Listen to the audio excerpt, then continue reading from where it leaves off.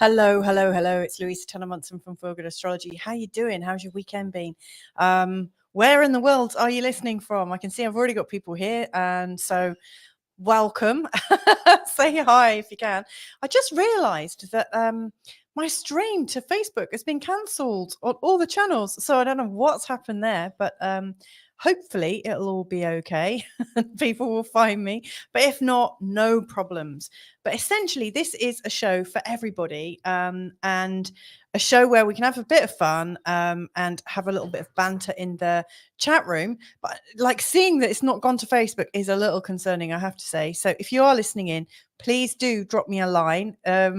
Anyway, what I was going to look at today, because this is quite a big day and we've got quite a big week ahead. Today we had Venus go retrograde, and she's going to be retrograde for 40 days and 40 nights. And so there's quite a lot of stuff. Oh, got a comment coming in. Northern Portugal checking in. Thank you so much, Owen. I don't know. You might even be the only one today, because it hasn't gone out to Facebook, which is a little bit worrying. Never mind. But yeah, we've had Venus retrograde going on today. She's going to be retrograde for 40 days and 40 nights. And it changes our pace a little bit. So I'm sure that's going to come up in the readings that I'm going to look at today. We have got, so I'm going to do a bit of an aspect watch. I'm going to tell you a little bit about what's coming up in this week ahead. Then I'm also, thank you, Owen, for sharing the link. That's very kind of you. I really appreciate that. That'd be really great. Thank you so much. It's not much of a chat show, is it, if there's no one to chat with? So I really appreciate that. Thank you, my love. Yeah, we're also going to have a look at a mystery chart. Now, this is somebody that the Feel Good Astrology community will probably know. It's a chart that I've never been told I could actually look at before. So it's kind of intriguing, and I'm quite pleased that I've got permission to look at it. Then we've also got the first of the Venus lessons. So I got a question from somebody in the community asking about, in fact, what is the question? It is something to the effect of, am I not cut out for relationships? So one of our community who has, well, recently she's been, she's had a little bit of a jibe from one of her family members saying, when are you going to settle down? Are you ever going to settle down? And so, yeah, I'm going to be answering that question. Now, seeing as Venus is retrograde at the moment, and there's quite a few questions coming in general, what I've decided to do is to do about a 10-minute recording each day about an aspect of Venus and reading Venus in your chart. So if you do have some questions about love and how you can see love in your chart, then please do let me know, and I will add them in over the next 40 days and 40 nights. I will put a lesson about what you're interested in. So yeah, I can absolutely tailor it for you. Then we've also got a bit of fun with my husband at the end. We're going to be looking at the age of Aquarius. So once a week, or actually twice a week now, because we've got two of these shows, we're going to have a little bit of fun and look at songs from the perspective of astrological integrity, or is it a bit of artistic license? So last week we had a look at Float On by the Floaters. And we gave it a bit of a critique in terms of, is it actually good for astrology or not? You know, does it follow astrological reasonings? And it's just a bit of a crack at the end of the show. So anyway, let's get cracking, shall we? First thing I'm going to have a look at then is this mystery chart of mine. Now, like I said, it's not one I've been given permission to properly read before. So I'm quite excited about this and a bit nervous. But anyway, let's add it to the stream now and see what people make of it. So let me just blow it up a little bit so we can see it a bit bigger. So this mystery person is somebody who's got Leo. Now, if you know anything about ascendants and signs and things like that, if you've got like some good astrology knowledge there, you'll know that the sign of Leo is ruled by the sun. And therefore the sun is the ruling planet. Now, if you know about the sign of Leo, you'll know that people with a strong Leo energy are quite extroverted, are quite dominant, and they like to be the center of attention. They also tend to have quite a lot of hair, and it can be quite wild. I think Donald Trump actually has Leo ascendant, but don't let that put you off my mystery person tonight. So this person is somebody who is used to clowning around and being at the forefront of things, and putting themselves out there. Their sun is in the 11th house. This is their ruling planet.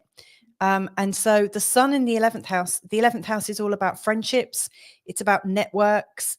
It's about collaboration. And I think it's highly extroverted in terms of wanting to work with other people and different people. So this is somebody who is visible, and somebody who spends a lot of time building relationships with others, with different networks, across networks, and comes into lots of different tribes. This is somebody who sits well within lots of different groups, and loves that. Now, their sun is in the sign of Cancer, which many of you know. I know one person listening today is a Cancerian themselves. And so these Cancerian men are very, very, I've just revealed it's a man. So this mystery person is very sensitive, very loyal, and absolutely has to work based on trust. So this is somebody who absolutely needs to have a high level of trust in everything that they do. And they're really, really loyal to a fault, in fact. Now, because the sun is the most important planet here, what I will look at is, what relationships or aspects is this sun belonging to my mystery person making to other planets, because this sort of describes a lot of how they work and how they operate. Well, first of all, they've got this very strong sextile to Uranus and Pluto, and they are born right in the middle of the 60s, where there was a very, very tight opposition between Pluto and Uranus on one side, and then Chiron and Saturn on the other. Now, this isn't the tightest part of this opposition. I have seen tighter, but it's still pretty tight. So Uranus and Pluto in the first house is particularly dominant and interesting. So this person has got Uranus, which is the planet of change, being different, standing for authenticity and integrity and originality. Originality is really, really important to them. And Pluto is kind of breaking down structures, and being quite a little bit disruptive. This person has got a slightly disruptive energy.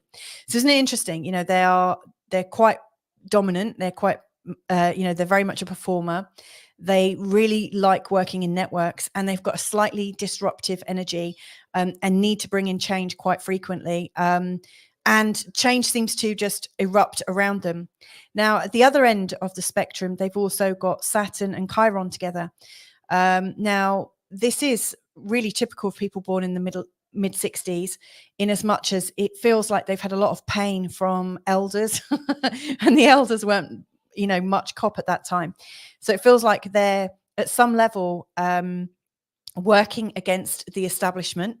There is that feeling of maybe they're slightly critical of things that feel a little bit established, and there is a reaction. There is a desire to get into healing. Now, this person's coming up to their second Saturn return, because right now Saturn is here. I haven't put their transits on, but Saturn is here right now. And so this person is coming into a second point of maturity. Like the first Saturn return happens around the age of 29. This time round, this person's around 58 or is 58.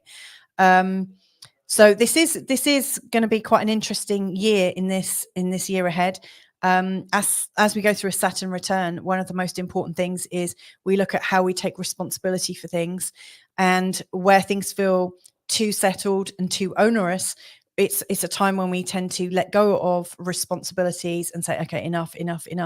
Now, what I've noticed with this generation, in particular with these very, very tight oppositions, is that anything that feels like pressure is avoided. So Pluto here is all about pressure. But Uranus is like an anti-pressure valve. So, they almost create change and transformation to avoid pressure. And are often, this is one of the first generations that en masse, went through divorces. They may well have come from divorced parents. I know this one did, but en masse, they've gone through things like big separations, and they've often started one or two families. They've been in situations where there's been pressure put on them. Now, this person actually is very responsible, even though they've got this love of being slightly disruptive, and their love of creating a bit of a distraction kind of sometimes takes away from responsibility, but they are always trying to be responsible and also have an interest in healing with this lovely Sun and Chiron trine. Now, this person has also got a lot of natural intuition and probably a love of singing and dancing and performance, but in particular music, that is really noticeable here with, first of all, the moon in Scorpio, but this Neptune here in a trine to the sun is really, really strong. And you often see that in the charts of people that are musical, that have got a background in music, that absolutely get moved by an emotion. So that's very, very strong. One thing that I think is quite nice, which I see here, is this conjunction between Venus and Mercury. Now, I often see this in the charts of people who are like a boy next door or somebody that people don't really feel threatened by. Here, however this person communicates, they're nearly always able to do it with grace and good humor. And even when they're making a point and being quite firm, they do it in quite a nice way. They've got a nice manner about them. And I notice this over and over and over again with people with Venus and Mercury together, that there's something of the sibling in them, even if they have no siblings, even if they're not raised that way. There's something really quite sweet about them, as if they just see everyone as an equal, and they just want to talk to everybody on a level. Now, one thing that I would say is this person probably doesn't share their personal feelings enough. With Mercury and Venus in the 12th house, this person probably doesn't actually share their private views that much. It's like the inner workings of their mind are, they need to just, they'll have mechanisms in place to ensure that they keep something quite private. Also with this moon in Scorpio as well, whilst the moon is in the 3rd house, which is all about communication, this person's obviously very chatty, loves to communicate, loves to share and stuff. However, the moon in the sign of Scorpio, yes, they're happy to talk about quite sensitive subjects, but they're only happy to talk about them once they've processed them themselves. So they're unlikely to talk in terms of how vulnerable they are. They're they're, especially with this Cancer sun, which is very kind of defensive, and also the moon in Scorpio, which also has defensive features. If you think of the pincers of the sun and also the scorpion sting on the tail, this person knows how to hide if things get too much, and also how to defend themselves. So they do have, if you think of the Scorpio and a crab, they do also have quite a tough exterior, and they're really, really gooey on the inside. So yeah, this is somebody who's likable, who's very social, who's very network based, who's very disruptive, and yet also responsible. They have got a very strong sense of social responsibility. It just might not suit the responsibility that you think. Last couple of things then. Now, I did forget to put in the transits, but I do know that this person has got Uranus currently here in the 10th house. And they've had Saturn going over this area in the last year. And right now, Pluto is already in their 6th house. So they're going through quite a few big changes. I would say that right now in their career, they need to be freer and freer and freer. And in particular, I know that they made themselves very free, almost to the point of making themselves redundant. Like they decided they wanted to go it alone, which is something that often comes up when you have Uranus going over the midheaven. So, right now, as they're standing in the world, they just want to be absolutely free, have autonomy, have the choice to make their own decisions, and not to get into tight negotiations. They want to keep things as loose and baggy, to give themselves the opportunity to move as much as they need to. And then with Saturn passing over the descendant, I think it's probably felt quite quite difficult at home. It feels like there's been a lot of responsibilities, and things have got quite tight for them. And yet now that Saturn is coming into this place here, it's time to really refine the processes. With Pluto in the 6th house, it's often a time when we really need to control how we do our life, and to really streamline it and almost be quite cruel with it. Really decide to do the things that you need to do, and then let everything else go. It's a time when it's very attractive to take on more than we can cope with, and then try to cope with it. So I do think with this person's Saturn return, they're going to be ditching quite a lot of stuff over the next year and a half. And that will be very interesting, because also their Saturn return, when it comes up, as it will do for lots of people born in 1965 and 66 in this next year and a half, this is going to be quite a tough time for them, and an interesting time for them. As Saturn goes into opposition, into its return, it's also going to make a conjunction with Chiron.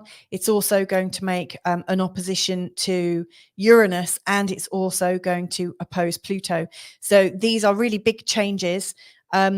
Given that in recent years, this person has had their Pluto trine, this has given them a lot more faith in their own abilities and in their skills.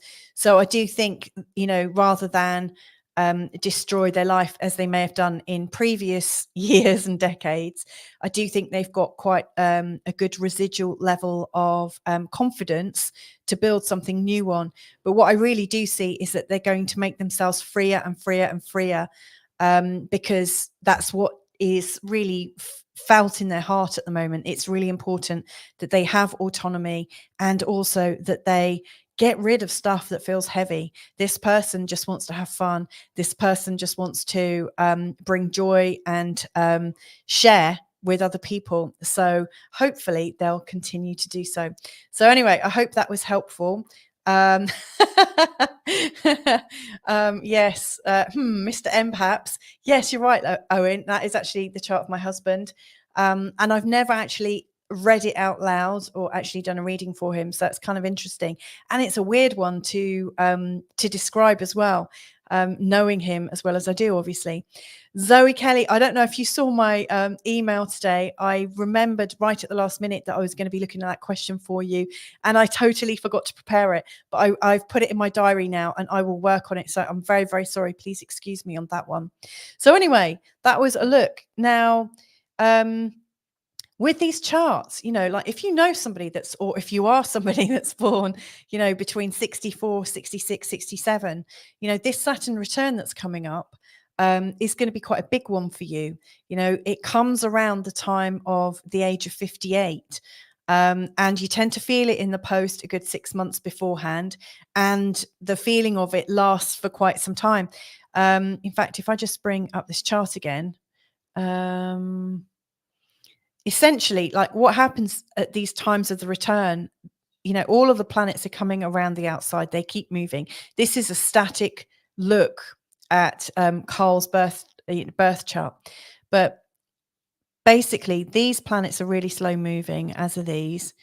And so Saturn, it takes 29 years or so to go all the way around. And so at 58, he's coming up to his second Saturn return.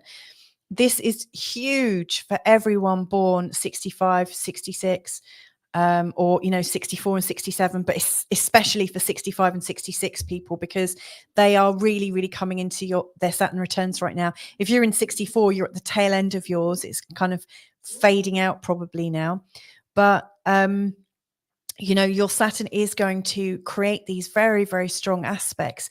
And if your moon, if your moon down here or your sun is in a difficult position, like I really feel for people with a very strong Gemini or Sagittarius energy, if they've got their sun or their moon there. In fact, we are going to be looking at the chart of somebody who's got that tonight, because as Saturn comes into aspect these, Saturn's also going to be squaring your sun and moon as well. This could be very, very challenging. Like at least with Carl's chart, he's got these softer edges, these soft sides. So he won't feel quite the need to kind of blow things up in the same way as these squares often. They often create such a tension that we really kind of throw a Molotov cocktail into our life, if you know what I mean. It's almost like we need to destroy that pattern, and it can get very, very destructive. So, with these Saturn returns, if you're going through a Saturn return, drop me a line, let me know if you need help with it or if you want to talk it through. The best thing you can start to do before it happens is start to clear off all the things that feel like responsibility, clear off all the things that feel like they're too much to cope with, and give yourself a break, give yourself time, and also to get yourself in the very best health of your life, because Saturn often shows us where we're tired. It often shows us where we overextend. And so if you're also dealing with that and also not feeling very good in yourself, it could be a really, really difficult time.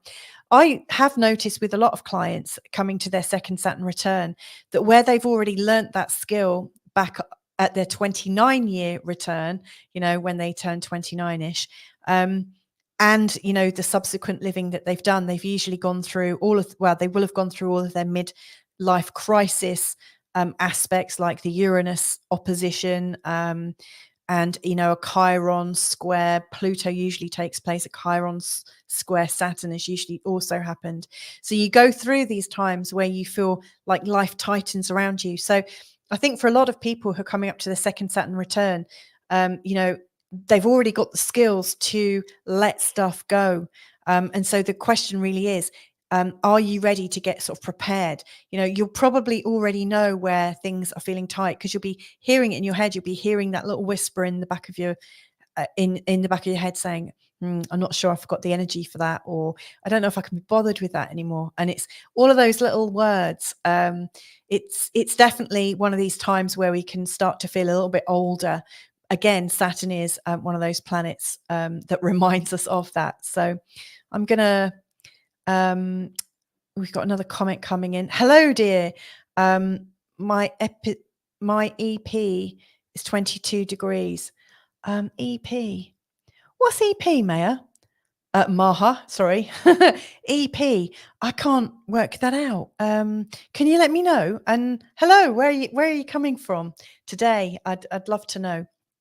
So let's move on to something else. I love it when I see new people joining in the chat. It's really, really lovely. So let's look at something else now. So so one of someone in our community recently said, hang on, I need to stop that share first. Yeah, so someone in our community recently said, okay, I absolutely am being hassled to get into a relationship, and I really don't know if it's for me or not. And so here's where I want to add a little bit of context and help. So let's have a look. This is going to be the first episode of Lessons from Venus. So this is absolutely for these Venus retrograde times. Am I cut out for relationships? So what I've done is I've pulled up some charts of people. I won't reveal who they are. They may well be famous. They may well not be. But these are charts of people who are kind of like confirmed bachelors or bachelorettes. And one of the charts in particular is the chart of the person that asked this question.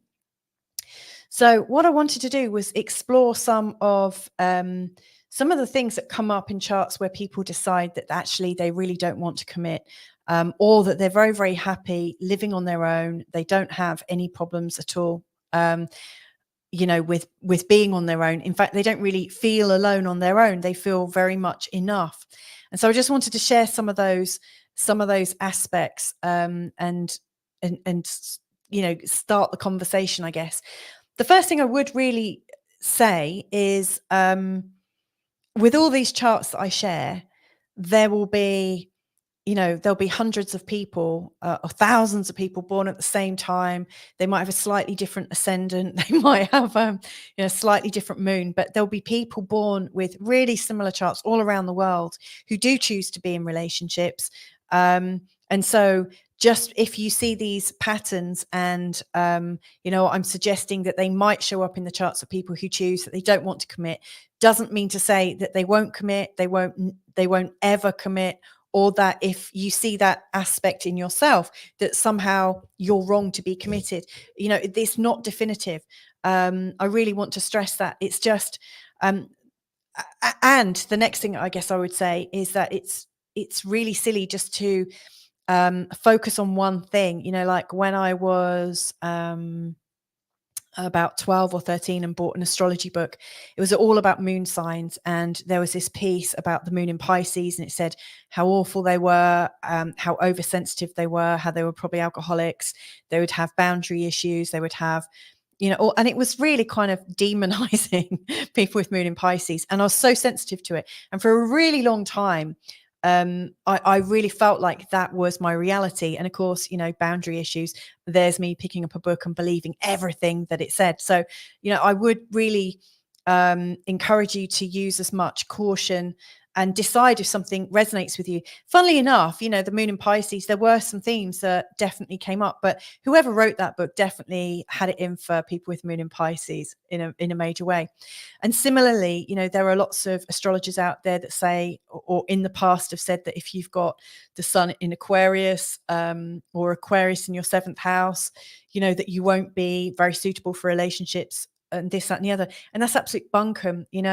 I would also urge you not to take it too seriously, when you're told from series of books, that water signs all get on very well, fire signs all get on very well, etc., etc., and that your true like twin flame is the same element as you. I do see it happen in some relationships, but more often than not, I don't see it happen. I think the most important thing when you're looking at somebody's chart is to get really clear as to what their motives or reasons for being in love are versus not being in love. So for instance, whilst I'm a fire sign, I've never dated a fellow fire sign, not because I don't get on with them. In fact, have a great time with them, but actually in a relationship, I don't want my life to be a massive adventure all the time. In my life, when I look at the rest of my chart and my moon in Pisces, I actually want a bit of a quiet, more soulful reflection. And my sun sign bringing in another fire sign, I've found that that's more compatible for me in terms of my friendships. So here's what I want to do is just explore the following few charts and show what aspects I think are showing individualism and a sense of being enough, and also having an aversion to relationships or not needing them. Just explore those, because there are signs. Now, one of the signs, it's interesting. I did a show very recently about a beautiful grief coach that I work with. As she's one of my clients, and she's just written a book all about grief. I mean, she works with people who've gone through the grieving process. And I was looking at her chart and talking about some of the aspects that show up in her chart and really describe the job that she does. And one of them, funnily enough, is this aspect here, this Chiron, which is the symbol that looks like a key turned on its side, in a conjunction with Jupiter in a water sign. Now, Heidi, and you can look at that if you choose to. It's in the videos. It was uploaded this week. She's got her Chiron and Jupiter conjunction in the sign of Pisces, and another water sign. But this is a sign of grief, or an understanding of grief, like and also religion and spirituality. Chiron is very much about mastering our emotions, or them mastering us. There's a very sort of emotional aspect here, with Chiron, especially in the sign of Cancer. This person, in terms of any trauma that they may have come across, they've got Jupiter emphasizing it. So any wounding from childhood in particular, possibly with the mum, given that it's in the sign of Cancer, but also that Ceres, which is the divine mum, is so close nearby as well, and also with the moon right on the ascendant. To me, that's saying, oh, there's a bit of wounding there. There's a little bit of sensitivity there. Interestingly, they've got that in the 11th house. The 11th house is all about friendships as well. So as I look here, I can also see that Uranus in a conjunction with Neptune is an interesting one, because Uranus is, that aspect of us that wants to stay free. In a conjunction with Neptune, Neptune is a side of us that doesn't want to necessarily be pinned down. And it also wants to be very creative. So this is somebody who's got, and this is very much in the charts of millennials, in particular, some of the earlier millennials. But this person has got a real sort of program of wanting independence. Like the sign of Capricorn is quite stoic and tries to be as unemotional as possible. With Neptune here, their creativity is more on a business-like manner. They'll be quite insightful in terms of creating systems, and they want the freedom to think things through that way. And it's in this tight opposition. So one thing you might find in charts of people that really favor being on their own is where you get these very, very tight oppositions, in particular with some of these harder planets to work out, for instance, Uranus and Neptune and Chiron to start with. And Jupiter inflames things quite a bit. So this is quite troubling. Now, if they can get some help with this, you may well find that they are able to work through it and would like a relationship of some sort. Now, this person has also got these are very supportive aspects, showing that they do get a lot of support and quite empowering support, I would say, from education. And they are able to talk about the conditions that they feel. So I think this person is able to articulate what's going on for them. And I do happen to know that they are somebody who still prefers to be very, very independent.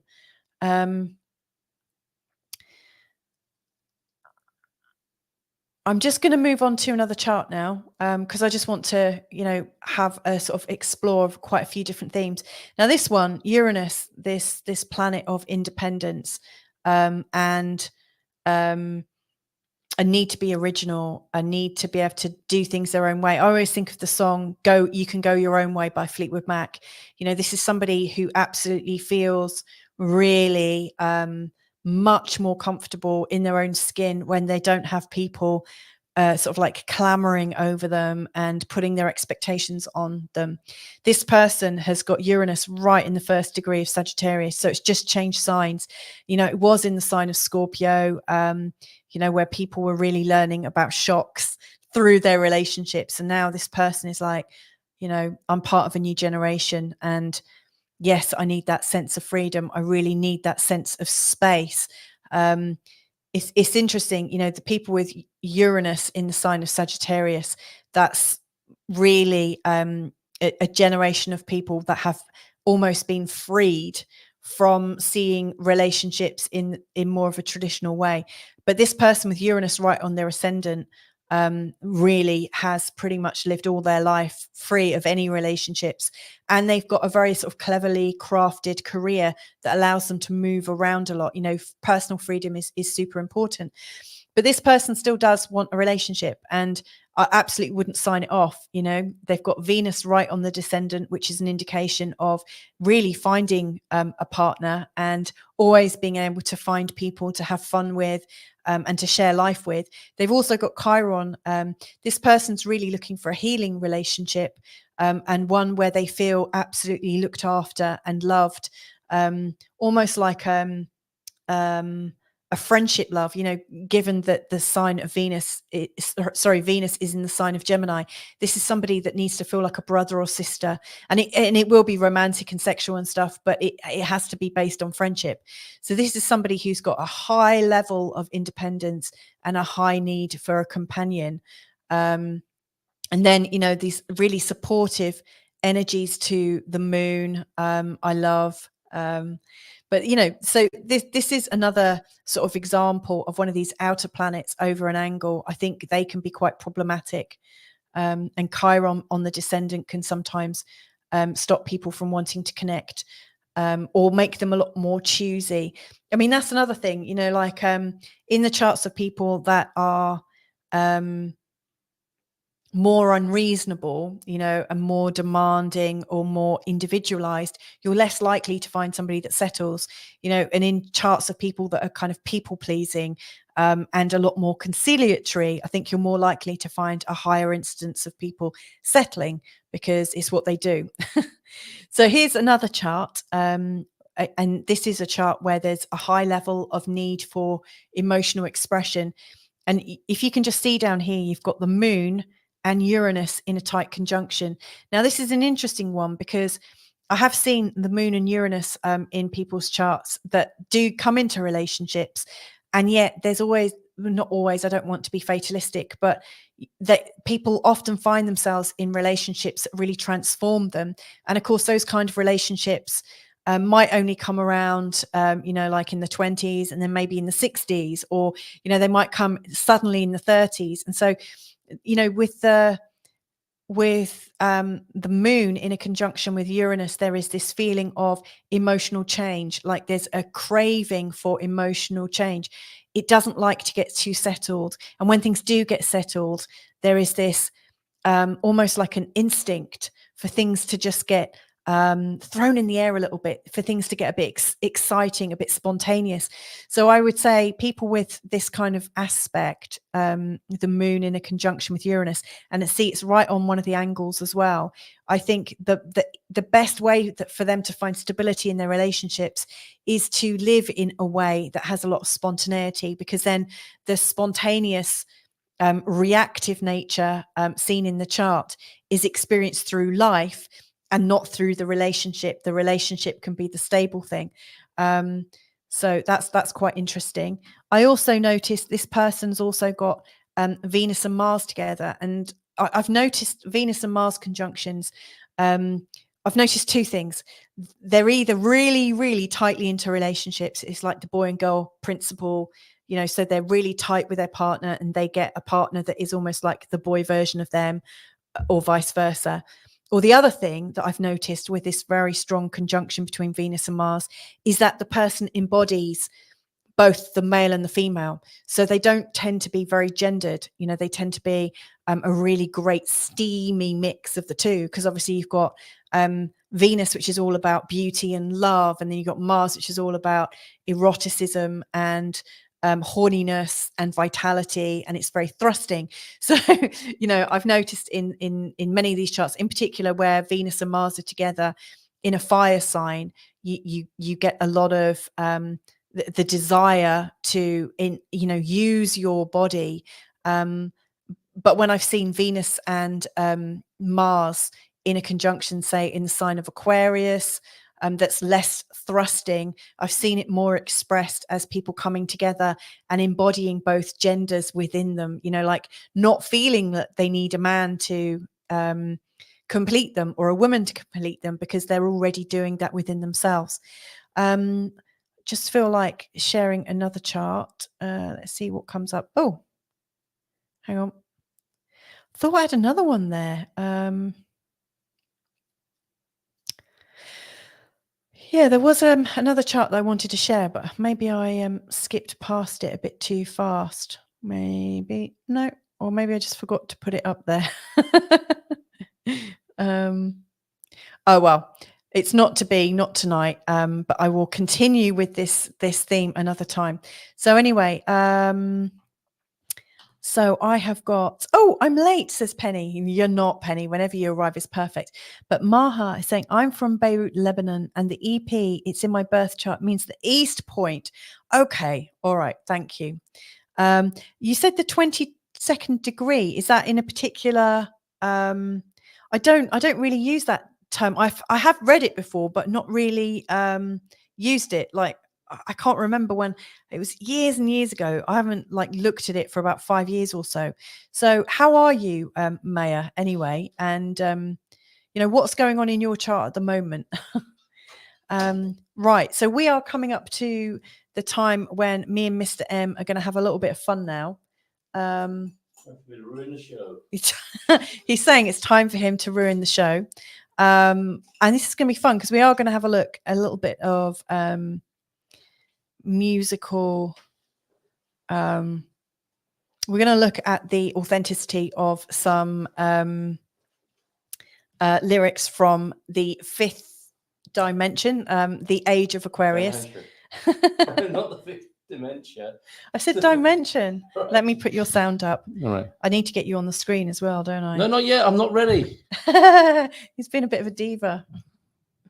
Right. How do I get you on the screen, in fact? That's it. On your foot. Ooh. How do I do it? Yep. Shit. Present and then add extra camera. Ah, okay. Bear with me, everyone. She's got to bear with her. I've got a hairy man. Here he is. So we're going to have a bit of fun because we were talking about what were we talking about last week? Do you want to switch us round? Oh yeah. I think it's upsetting for some people. What, to see us looking in having different a microphone directions? would be awesome as well. Have you not got a microphone? I haven't, haven't I? Okay. Just didn't know my headphones turned up. Have I had enough diva fits yet? That's quite a lot in the space of 60 seconds, isn't it? Yeah. Have you quite finished? No. Okay. So thank you for doing. Sorry, I'll wait go till on. you're ready. No, go on. Thank you for doing my chart. It was really great. What did you think about it? It was interesting, wasn't it? Oh, look, what's that? I've got some feedback already. Oh no, not Mr. M. Where's that? Hang on. Yes, good evening, T-Duck. Hello, T-Duck. How are you? It was really interesting to hear. Well, first of all, that we've never done that before, had we? No. I mean, you've obviously looked at my chart many times. I've looked at your chart many times, but I've never actually read it out loud or spoken about it. And so it's never really sunk in as such. Right. And I think that format, that forensic, almost, reverse astrology is really interesting to tell the story without knowing who it is. And kind of guess. Can you guess who it is yet? Yeah. Is a great little feature. Yeah. So looking forward to more of those. And thank you. Yeah. Going into streamlining. That was my key takeaway. And how lovely to have a sense of affirmation from what you were saying, and a little bit of premonition, but I feel ready for it. It just feels like the what you were saying was really affirming, and that's the best. I don't know. I mean, I was going to say that's the best kind of astrology, isn't it? What to me, what tends to trivialize astrology is the focus on the sun sign and the how it got. Well, basically, what we're doing next, how it was popularized and trivialized. Yeah. And people were using it for entertainment, and nothing wrong with that. But we are just about to have a bit of fun. But it is so much deeper, isn't it? There's so much more depth to it, beyond entertainment, first aid, and like sort of people get struggling and needing to hear, the certain aspects of all the sort of healing industries and how they get turned into industries. Yeah, is a bit of a shame, and how there's so much more to it. Yeah, and maybe that's what we're moving towards. Yeah, absolutely. Longer term. I really hope so. I'd just like to welcome Cindy B. Hey, are you Cindy. Are you still in Texas, Cindy? It's so nice. I think of Cindy every time I open a bottle of wine. Yeah, not in a bad way, Cindy. So it's so nice that we've got some lovely people from the community around us. Yeah. So we are going to have a look at and Thunderduck saying Botard. It's late for me now. he's just having his cocoa. So anyway, let's have a look at listening for signs. So we are going to listen into or we're going to look at the lyrics and talk about whether it's actually real or if it's made up and a load of old hooey. And I love how I get to make a little podcast of it with the music. Yes. Which we can't do on YouTube, obviously. No. But I really enjoy taking what we, our discussion now and adding the music. So if you want to hear it in a deeper context and hear the actual tune, might be able to do that later, mightn't I? Yeah. Like I did last week. The Floaters is up, isn't it? Yeah, Floaters Float On. Yeah, and really enjoyed doing that one. Because to me, a lot of these are great tracks. I'm not sure about REM and the other ones that have been suggested. Next week, I'm going to do Scorpio by Adam and the Ants. It's such a good song. Okay. Totally. Yeah. Right. Anyway, let's bring on your intro music. Oh, really?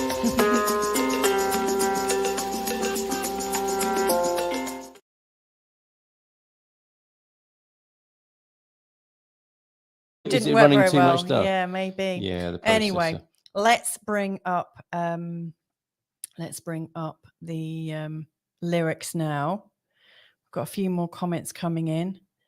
Not seeing any other comments, but hi to everyone.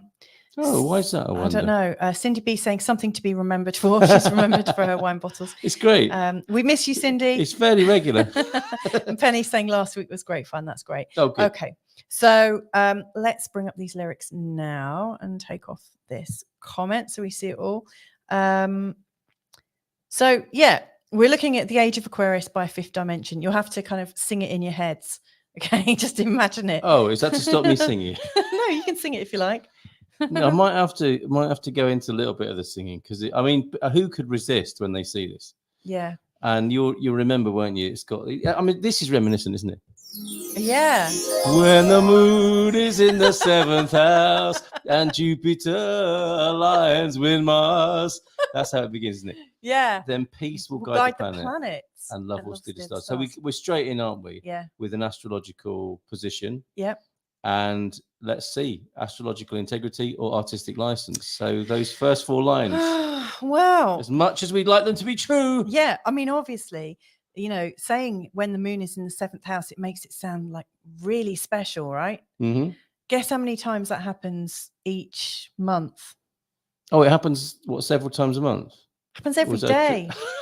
Okay. So on that basis, it could be right. What, like if the Age of Aquarius is if the just sun going rises, on all the time? Like if the sun rises. Yeah. Yeah, we're into. Well, and that's the interesting thing, isn't it? Anyway, but more on that later. I mean, effectively, you know, when the moon is in the 7th house, that happens every single day without fail in every different part of the planet, apart from if you're in the Arctic Circle.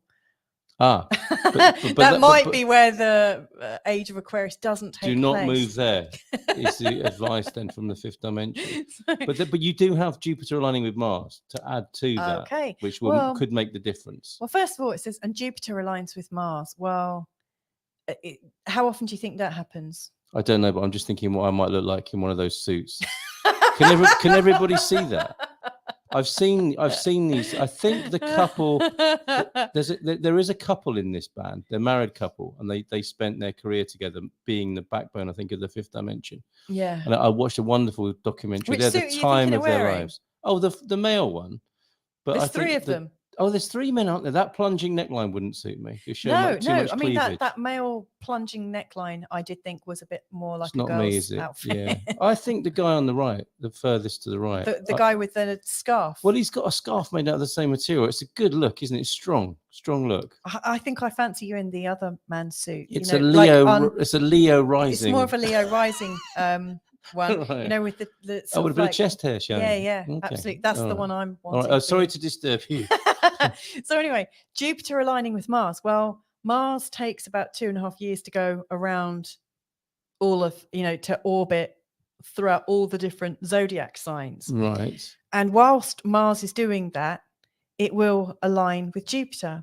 Now, if they're talking about a conjunction between Mars and Jupiter, that's going to happen every 2.5 years, approximately. Mm-hmm. Again, it's not really something that's very rare. So we're not talking about some incredible cosmic alignment heralding the age of Aquarius, which is what this song claims to do. Wow. I mean, I think they've just put in all those words to make it sound like a load of something magical, something special, something really extra planetary. Now, unless they're using a completely different planetary system, I mean, I guess it might depend, like they might be looking at it from a heliocentric perspective as opposed to a geocentric. Do you really think they did that when they sat down to write this? No, I don't. I mean, maybe Jupiter aligning with Mars, if you're looking outside of our known universe, which would be quite a difficult thing to do, although Elon Musk is working on it. I'm sure he is. Yeah. So again, that's not a very special thing. So maybe they're implying that the age of Aquarius is just with us all the time. Right. maybe that's, there's not enough information there. No, I don't get the sense. I think that they wanted this to herald. This was around the summer of love, wasn't it? Mm-hmm. This was a very positive time. Well, a partly positive time that was meant to be a change from what was going on, war and struggle and strife, and getting away from being a square daddy-o into a free-flowing hippie round person. And that was the whole thing here, wasn't it? Is that it was going to be there was the dawning of the age of Aquarius, and we would be going into it. If you look at Great Britain in the 70s, which followed an 80s, that certainly didn't happen. And the excuse given is that, well, actually, the age of Aquarius could be starting now, but it might take 50 or 100 years for it to fully. Yeah. I mean, there is some basis, isn't there? I've said this. I'm not sure if you agree or not, but my understanding of it is the age of Pisces is followed by the age of Aquarius, and we have been in the Piscean age, the Christian age with this, the whole Christian symbol of the fish is, from that into the Aquarius, the water bearer, ideas and movement and freedom. Yeah. And would you say that is? Well, yeah, what we're and that's here? actually got naff all to do with the position of Jupiter and Mars. Okay, all right. And Moon. If they wanted to do that as part of a song, they should have spoken about that kind of astrology. Yes. Okay. So they basically, it's like an England. It was an England penalty. They had an open goal, which was the beginning of the age of Aquarius. Yeah. They ran up to smack the ball into the net and completely missed by writing a load of misleading lyrics. And we've only done the first 4 lines. Yeah, well, I take some umbrage with some other ones. Like, go on, carry on. Look, then peace will guide the planets. Right. What's Mars known as being? Bringer of war. Yeah, he's also known as Ares. Like whether you're Greek or Roman, you either refer to him as Ares or So you wouldn't want Jupiter aligning with Mars. You want Jupiter to be firmly smacking the face of Mars or tickling Mars. Well, yeah, tickling Mars. Jupiter's got a sense of humor and it's expansive. But like if you expand with the Martian energy, it's actually more warlike than anything. Mm-hmm. It's not very peaceful. So I don't think peace would guide the planets. I would say something like, I don't know, Venus and Uranus coming together. Yeah, that would be something, wouldn't it just? And love will steer the stars. Nah, not going to happen. This is the dawning of the age of Aquarius. Yeah, Aquarius. What rhymes with Aquarius? Sagittarius. Yeah. So it's a bit like last week, isn't it? Where absolutely. there was a wish to include astrology and be cool by talking about it. But I guess if it was like a Tin Pan Alley composition where you just had guys looking up words that rhymed. Yeah. In fact, there probably were books of rhymes in those days because there wouldn't have been the internet, would there? Mm-hmm. It would have just been skillful songwriters who are poets, basically putting their poems to popular music and just grabbing at the first 2 things that would rhyme. Absolutely. Yeah. Okay. So that we've got more of that. Yeah. Sadly. Okay. Yeah. Harmony and understanding. Again, not really Mars. Sympathy and trust abounding. Harmony and understanding. Now, harmony and understanding, moon in the 7th house. Yeah, I would go with that. Or the moon and Jupiter in the 7th house, definitely. No more falsehoods or derisions. No more falsehoods or derisions. Golden living dreams of vision. Mystic crystal revelation and the mind's true liberation. Aquarius. Yeah. Yeah, it's a load of old hooey. And then, look. Is that it? Are those the only words? Yeah, I mean, that's the other thing. They were finished before lunchtime, those songwriters, weren't they? Yeah, they literally just repeat that. And then at the end, they do. I can't knock them for that. I mean, some of the greatest songs ever written aren't that complicated. But, this is lazy. Very lazy. And uncomplicated. Very, very lazy. Yeah. So just to show you, this is like I found a chart where Jupiter and Mars are together. Ooh. It's aligned with Mars in the sign of Aries. I probably could have done it back in Aquarius. I could have found other times, but this was the most recent time when Jupiter and Mars came together, which was just last year. I didn't notice on the 30th of May. And if it happened, it passed me by. Yes, it totally passed me by. I don't remember us coming into some kind of peace and harmony. But look, here's the moon in this is the 7th house. However. So anyway, I mean, isn't it? I mean, the best this song can do, then, which is a good best. Let's say, let's be honest. Yeah. Is remind us that all of this is possible. Yeah. And if not for the dominant narrative and media telling us otherwise, we can be, harmony and understanding, Yeah. sympathy and trust can abound. Yeah, If we just choose to do that. absolutely. However, there was no great structural cosmic alignment to suggest that. Yeah. Okay. So basically, they've just used astrology for make their a own hit commercial. song. Yes. How very dare they? And they might have had beautiful intentions, but they're not really. Well, I think this proves the point that it was lazy and uncomplicated because they had to crunch another song in, didn't they? The thing about this track is that it's 2 tracks in one, isn't it? And I never, as a kid, I never liked it when I wanted The Age of Aquarius to continue and be the whole song and not have Let the Sun Shine In, Let the Sun Shine In. They really did want to finish this before lunchtime, didn't they? Yeah. I mean, that's just like 5 words repeated over 5 lines, isn't it? Pretty much. Actually, it actually goes on for about 20 lines. Let the sun shine in. And then they one more time. Let the sun shine in with a fifth dimension. Yes. Okay. Yeah. So there you go. Well, is that it? That is it. Two sheets of lyrics, 2 pages, 2 presentation pages of lyrics. Yeah. I cut out where it repeated twice. Yeah. T-Duck can't remember his 7th house. He's lived in a lot of places. Very good. So I've got a few comments coming in. Thunderduck saying, released in 1969, nominated for a Grammy Album of the Year in 1970. Rightly so. Penny saying, zip up a jumpsuit for Carl. Yeah. There you go. Yeah. Cindy B is saying, I'll do that. This was my high school graduation theme song. Yes, it's a good Cindy. song. It is a great song. Marking a good time in your life. Please don't get me wrong, Cindy. I love the song. I have loved it since. It's so interesting that when you're a kid, certain songs hit you and you don't know why. And this is one of them. I didn't know why I liked The Fifth Dimension. And then I end up being married to an astrologer. Isn't that amazing? The Age of Aquarius. It meant something to me. Like other songs of this time, there were positive songs. I mean, we've just lost. This is of a time, isn't it? We just lost Tony Bennett last Friday. 98 years of age, mind you. So it's good innings. And Vince Hill died today. You probably don't know who Vince Hill is. He sang Edelweiss, and he was more of a UK sensation. Okay. But this was in a time when.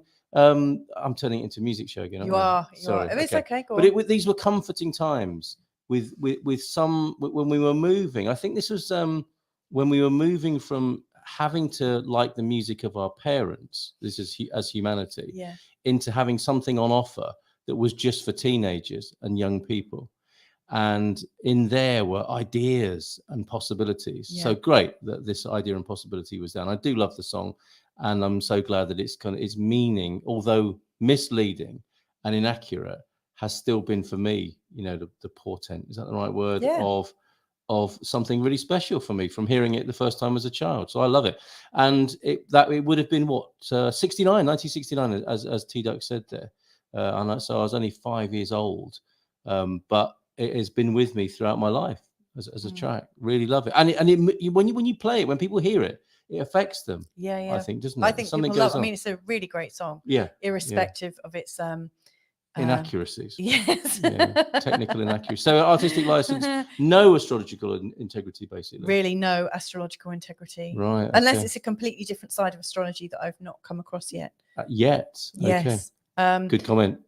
Thunderduck saying, I was taught that gravity steers the stars. So is love a type of gravity? No question. It is the gravity of all. I don't even know if I believe in gravity, I have to say. I think I believe in relative density. But you've observed you've observed the phenomenon people are referring to. What, like this drops? Yeah. And so for some people that's gravity. Yeah. Because we've been told it's gravity, but it could just be that it's heavier just what happens than when you the air drop a around pen. it. Yeah, okay. So but whatever it is, there is a pull at work, isn't there? Yeah. No, I do think love pulls you. I think, quite honestly, if love wasn't the original gravity of life and consciousness, we'd be long gone. Yes. Thank God that in whatever circumstance, the gravity of love is pulling us toward it. Yeah. So yeah, I'm with you, T-Duck, on that. If that's what you meant, because it might not. No, Carl, that's not what I meant. Okay, so Cindy B, I think so, Thunderduck, so there's a big old agreement there. I've lived in many places, but I'm having problem remembering which was my 7th. It's true. We've lived in how many houses since we've been together? My goodness, Oh, stop counting. Yeah, well over 20. Carl is showing you that Aquarian conspiracy. personal and social transformation in the 1980s. But it didn't stop, did it? The Aquarian conspiracy, the idea that we are in the age of Aquarius in some way, carried on into the 80s here with this self-help bestseller, which I bought for you, didn't I? You did, yeah. I can't remember where now. Was it at Watkins in London? Right. It was, wasn't it? It was it at was. the daddy of New Age bookshops, Watkins, near the British Museum. And this is Marilyn Ferguson. So who knows? We might have another one. There might have been another one released in the 90s. Yeah. Or if Marilyn had any sense, she'd have done it. Well, Marilyn might be a man. Marilyn not that Marilyn. Okay. All right. All right. Oh, it's got a forward by Max Lerner, who you'd think would be a very educated person. Is he not? Oh, Max Lerner. I don't know who Max Lerner is. For the name Max Lerner, it's a name of someone who learns a lot. Okay, all right. Like all right. Max Gravy. Yeah, okay. I think Mrs. M, I think I'm a bit tired today. But aren't we both? But this is such fun. This is such fun. So Penny's saying, I used to really believe we were going into the age of Aquarius when they sang this back in 1969. Oh. Yeah. And haven't we all had moments of the age of Aquarius? Yeah. I mean, isn't that what's happening here? You know, that all the principles of the age of Aquarius are available to us at any moment. Yeah. There just hasn't been a dominant sense of it. And that's up to us, I suppose, isn't it? To work. Well, I know. I was getting a bit excited about 2012. What, and the CIA Mayan plot? I do know. I was thinking, oh my God, I hope our baby will get born before then. Yes. Yeah. They all came through safe and sound. Yeah. Okay, a couple more questions. I think we should leave these good people. And hold on though. Look, Tito's is dating the age of Aquarius. Yeah. So according to Wikipedia, various astrologers' calculations approximate dates for entering the age of Aquarius range from 1447. I suppose the context is all important, isn't it? Yeah. Right through to some time into the future. What's the next bit, Mrs. M? 3,500 years AD. Yeah. CE. That's quite a long time. CE is the new politically correct AD, is it? I have no idea. I think it is, isn't it? I have no idea. Right. Okay. I don't think CE stands for when Christ entered. It stands for something else, doesn't it? What do you think it stands for? I don't know. Don't know. Really, I have no clue. Yeah, it's not anno. You know, we've moved on from Anno Domini, haven't we, to CE? I believe. I'm not sure. Mm-hmm. Yeah. I mean, like when we're looking at these charts, you know, the pop charts. Birth charts. Like for instance, like let me just add this back into the stream for a sec. We only get things in terms of context, like, you know, in terms of our life, we think that Pluto, that moves super slowly from our perspective, takes forever. Like right now, Pluto's about to go into the sign of Aquarius. He's going to be there for flipping 20 years. You know, on the idea of, are we heading into the age of Aquarius from personal astrology? I really think now that Pluto, the lagging behind outer planet going into the sign of Aquarius, to me, that feels like the personal side for all of us is a big shift, like we are moving forwards. But when we look at the cycles and orbits of Pluto through the annals of time, you know, oh, wow, like that's a name for an album if ever there was one. But you know, like we can't possibly imagine how much change goes on, like for us. Or like you can only imagine, right? You have to take yourself out of the now and kind of go into a third party perspective, which would only be imagination. Wouldn't it? I mean, I was thinking about this. I don't think we can ever know. Is what I'm saying. Are you wanting to finish? Because some things occurred to me about all. Oh, it's the common era. Sounds like a pulp song. Doesn't it? Or Living in the Land of the Common Era. Smiles from the heart of a family man. That's next week's song. Although there's no astrology in there. No. This idea that we are in a tumultuous time. I heard it twice yesterday. I was watching. Well, I mean, you see, that's I what don't really know. I mean, it's like the whole. It's the only one we've got. It's like the climate agenda. Everyone's bleating on about climate. Now, do it now. It's happening. It's coming to a head. It's coming to a head. But like, if we're just comparing things to what happened last year or 10 years ago, that's not enough of a context for us to be able to make. And there's only now. Yeah. So what does it matter what happened 10 years ago or in 10 years' time to some extent? Yeah. Obviously, we can influence what's going to happen in 10 years' time more than we can influence what happened 10 years ago. Or can we? If these are Is it the word contiguous timelines? But anyway, to keep it simple, Yeah. I watched 2 videos yesterday. One from there's some conferences, the Estoril conferences, and I've sent him a message because I want to broadcast the Good Morning Portugal show from the Estoril conferences, which are called this year 2 days of rehumanizing the world or rehumanizing the planet, and it looks like a really good. It's a little bit of a rehumanizing. What, making us more human again? I think it's a bit of a. It's a business. I think it's the Nova Business School in who put on, you know, a big kind of 2-day TED Talk sort of thing with speakers from all over the world. And the idea is, you know, we're moving into these AI times. Yeah. What can we do to rehumanize our world and our relationships? Which, you know, I get it. I mean, there's a lot to go at there, isn't there? And the video for it, the promotional video was, you know, like one of those videos you'd expect to see if you got a production company to make, or an advertising agency to make the video. It'd be like, times are hard, but time is speeding up. The Ukraine war, and you know, all these things, these desperate and dark images. But what if we rehumanize? And you know how this goes. Yeah, totally. And then I watched this cult in Portugal, the Pineal.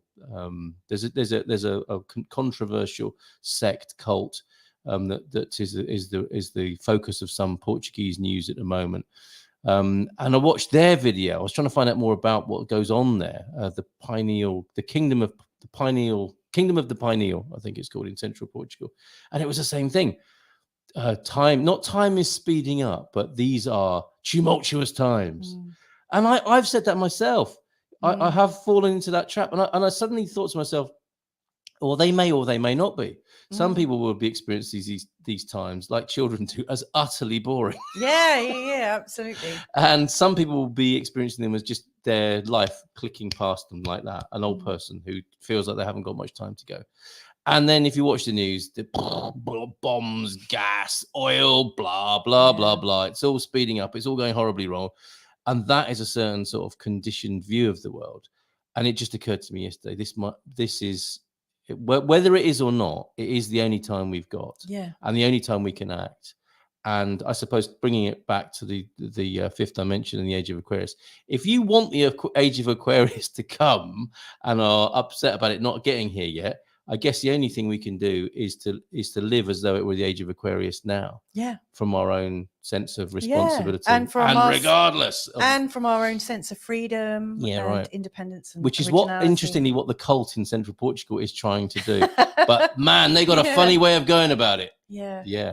I mean, that is something. I mean, Penny's just sharing here. She's saying, my moon is in Aquarius, so looking forward to Pluto settling in Aquarius for possibly the rest of my life. I think that might be an ironic statement there. I think Penny's a bit worried about that. And it could be really transforming. It could be one of the best things that happens, actually, Penny. Hope it will be wonderfully positive.